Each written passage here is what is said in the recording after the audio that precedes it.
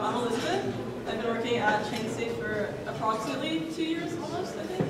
So my GitHub, if you want to look at it. So approximately a year ago, we got a grant from the Web3 Foundation to implement the Polkadot runtime environment in Go. Yay! Woo! Since then, we've basically just been working on it. So what is it? So, I already said the first line. So, it's a Polkadot runtime environment implementation in Go. The first existing implementation is Substrate, which is done by Parity, and it's written in Rust. That's like the only complete implementation, I would say. It's still in development, but it's the one that is like the reference implementation, I suppose. There are other implementations done in JavaScript, as well as C++, that are also in progress. So so what I'm going to talk about tonight is first a little bit of background, so like what is it, how will Gossamer fit into the Polkadot ecosystem, where are we currently at, and where are we going. So first, a little bit of clarification as to what a runtime environment is, because I know that I was very confused at the beginning as to what it was, as well as everyone else at ChainSafe. So from Wikipedia, I'm going to quote Wikipedia for this. So in computer programming, a runtime system or runtime environment is primarily implements portions of an execution model. So what this means is, for traditional computer programs, the environment is everything that exists around the program that allows it to execute. So this is things like the stack, the heap, like how the program is actually set up when you compile it, that kind of thing. So in the blockchain context, what this means is like the components around the blockchain logic that allows the blockchain to execute. So this is like the components of the node that allow for the network to execute its kind of state transitions. So this is like the networking layer, the consensus layer, storage layer, like all the things that aren't part of the logic necessarily. So runtime. So in terms of blockchain, the runtime is the state transition logic of the blockchain. So one block equals one state. Inside the block, there are transactions which are like mini state transitions, and then they're like compressed together into a block, which is one state transition. So it's a bit of background. So what is Polkadot versus the Polkadot runtime environment? So as I've sort of described, the Polkadot runtime environment is a runtime environment that allows for blockchains to be built that may or may not interact with Polkadot. So you can just build a blockchain that stands alone, or you can plug it in.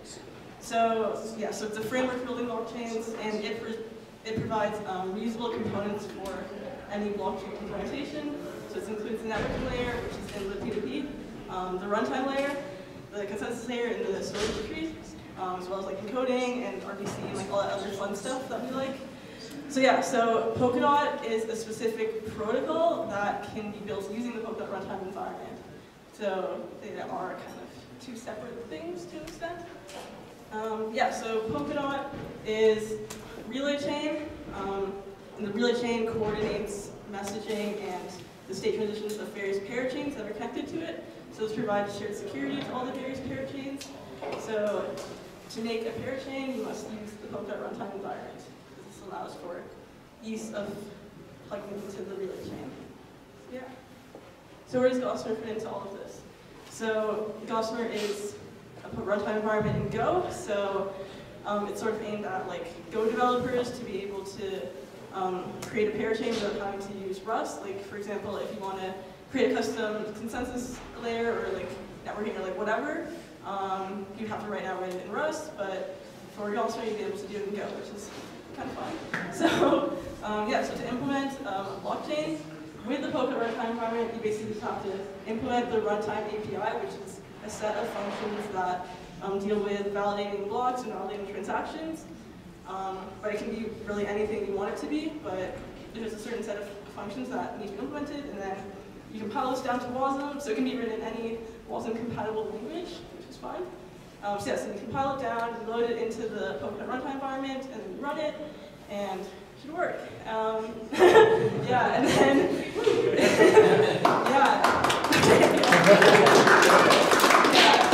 optionally, if you want to deal with things like consensus or like encoding or the way stuff is stored, you can rewrite the native language components. So yeah, that's kind of where Gossamer comes in. So Go developers can customize the blockchain for their needs. Yeah, as well as just like as was discussed in previous talks, just for network resilience, having multiple clients is always a good thing. So yeah, this diagram is kind of just, there's parachains that can be, so there's parachains that cannot be built on Substrate, parachains that can be built on Substrate, chains that are built with Substrate or Polkadot runtime environment that aren't parachains at all. So yeah. So the state of Gossamer, so where we're currently at. So these are our components. So the first one is the scale encoding scheme. So this is Polkadot specific encoding scheme.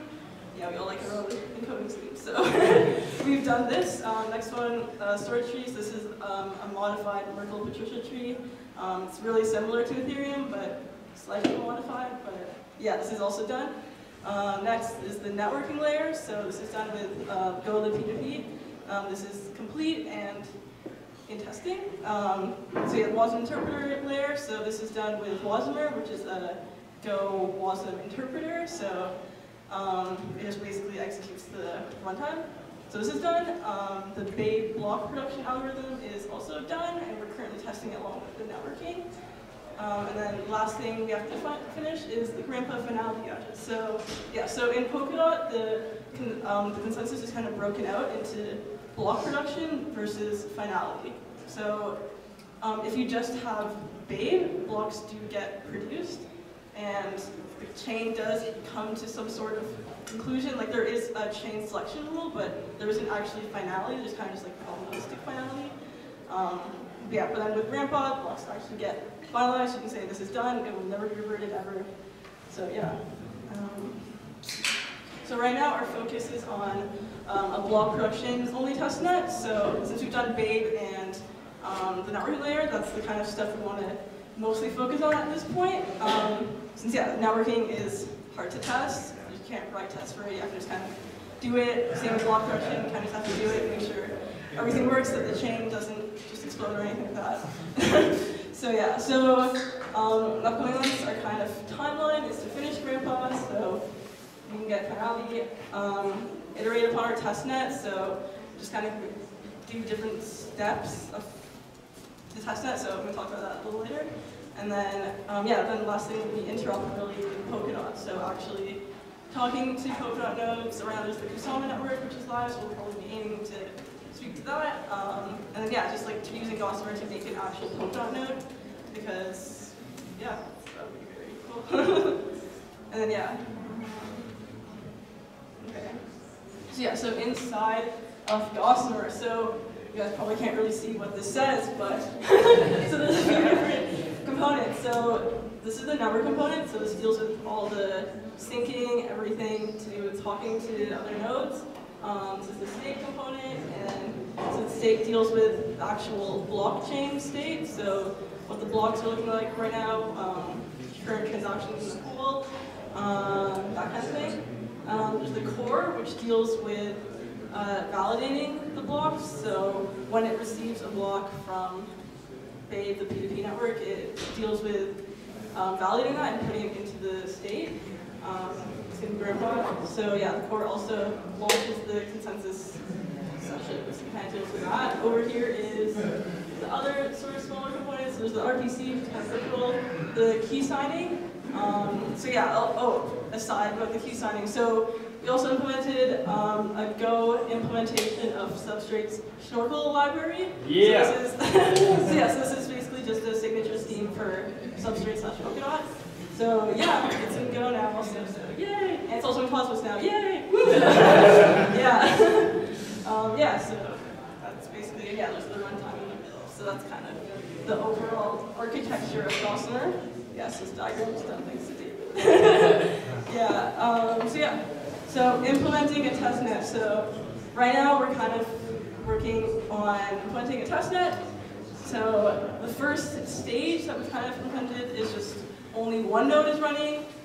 Just block production happens, then there's an error. Cool. Then second is one block producer and then many nodes syncing. So this kind of allows us to test the P2P layer to make sure that nodes can talk, and it makes it a bit more simple than having multiple nodes all making blocks at once. You don't have to deal with chain forks and that kind of thing. So right now we are at number 2, and I will demo this shortly. And then the last stage, which we will get to, is many block producers and many nodes, which is how normal testnet. Okay, yeah, so that's basically it. So yeah, this is the GitHub. If you would like to contribute, feel free to take a look at the issues. There are many good first issues labeled. And yeah, we also have a Discord, which is in our community, that you can chat to us at any time. Yeah.